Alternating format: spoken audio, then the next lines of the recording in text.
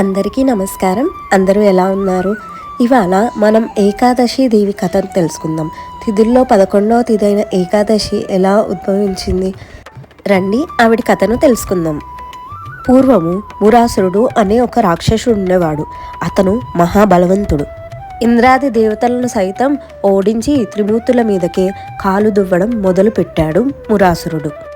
ఆ రాక్షసుని బారి నుంచి తమని కాపాడమంటూ ముల్లోకాల్లోని దేవతలందరూ విష్ణుమూర్తిని ఆశ్రయించారు. దాంతో విష్ణుమూర్తి యుద్ధానికి సన్నద్ధుడయ్యాడు. ఇద్దరి మధ్య భీకర యుద్ధం వందల ఏళ్ల నాటు కొనసాగింది.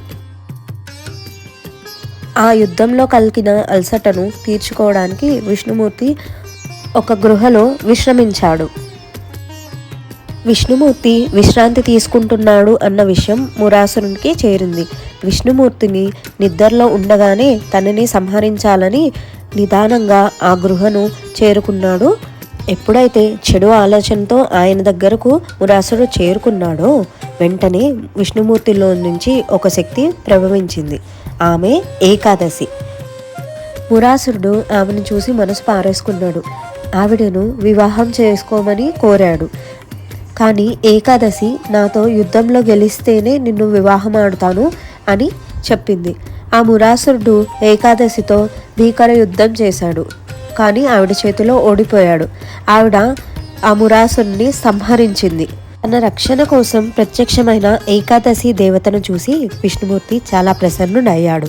నీకేం వరం కావాలో కోరుకోమంటూ అభయాన్ని ఒసిగాడు. అందుకు ఏకాదశి దేవి తాను ఒక ముఖ్యమైన తిథిగా నిలిచిపోవాలి అని కోరుకుంది. ఎవరైతే ఆ రోజున ఉపవాసం ఉండి విష్ణుమూర్తిని ధ్యానిస్తారో వారి పాపాలన్నీ హరించుకుపోవాలని కోరుకుంది. ఆమె కోరికకు విష్ణుమూర్తి తన అంగీకారం తెలపడంతో ఏకాదశి విశిష్టత ఏర్పడింది.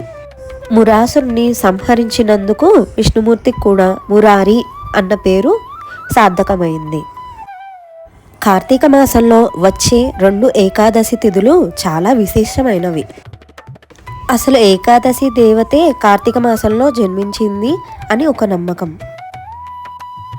అందుకే కార్తీక బహుళ ఏకాదశిని ఉత్పత్తి లేదా ఉత్పన్న ఏకాదశి అంటారు.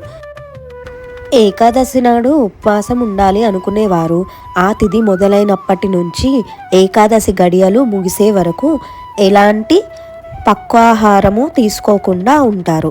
మరికొందరైతే కేవలం నీటితో మాత్రమే గడుపుతారు. ఉపవాసం వల్ల మన ఆరోగ్యానికి ఎంత మేలు జరుగుతుందో తరచూ ప్రకృతి వైద్యులు మనకి చెబుతూ ఉంటారు.